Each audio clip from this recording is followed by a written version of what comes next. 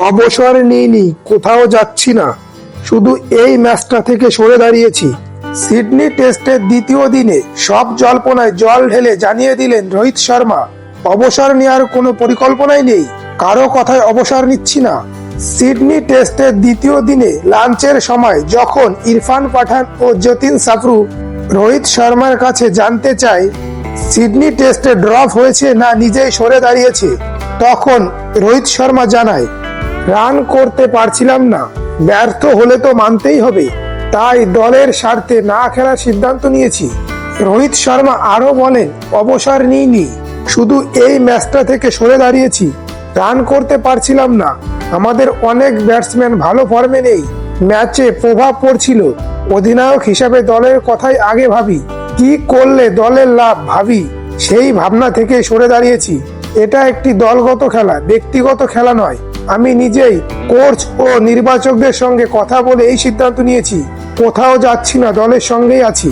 রোহিত শর্মা আরো বলেন, দেশ থেকে এত দূরে তো খেলার জন্য এসেছি, বসে থাকার জন্য তো এত দূরে আসিনি, কিন্তু দলের স্বার্থ আগে রাখতেই হবে, এটা তো দলগতই খেলা, 11 জনকে নিয়ে খেলতে হয়, একা তো খেলতে পারে না, কে কি লিখছে বা বলছে তাতে আমাদের জীবন বদলাবে না, এতদিন ধরে খেলছি, অভিজ্ঞতা আছে, জানি কি করা উচিত আর কি করা উচিত নয়, চেষ্টা করছি রান করার, পারছি না, তাই এই ম্যাচটা না খেলার সিদ্ধান্ত নিয়েছি।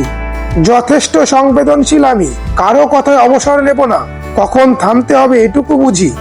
এছাড়া রোহিত শর্মাকে অবসর নেওয়া সম্পর্কে জানতে চাইলে রোহিত শর্মা জানায়, সিডনিতে এসে এই সিদ্ধান্ত নিয়েছি, দুটো ম্যাচের মধ্যে খুব বেশি সময় ছিল না, একটা ম্যাচ খেলছি না মানেই যে টেস্ট ম্যাচ খেলবো না তা নয়, এখন রান পাচ্ছি না, ব্যাটে বলে হচ্ছে না, 2 মাস বা 5 মাস পরে রান করতেই পারি, ক্রিকেটে এইরকম হতেই পারে, আবার একটা ইনিংসেই ফর্মে ফিরে আসতেই পারি, আসলে এই ম্যাচটা আমাদের জন্য খুব গুরুত্বপূর্ণ ছিল, দলে এমন কাউকে দরকার যে ফর্মে আছে, এই অবস্থায় যে ফর্মে নেই তাকে খেলিয়ে যাওয়ার কোনো মানেই হয় না, কারণ এই ম্যাচটা আমরা জিততে চাই, এটা খুব সাধারণ একটা ব্যাপার, এই ব্যাপারটা আমার মাথায় ঘুরছিল, সেটা আমি কোচ ও নির্বাচককে জানিয়েছি, তারা আমার সিদ্ধান্তকে সমর্থন করেছে।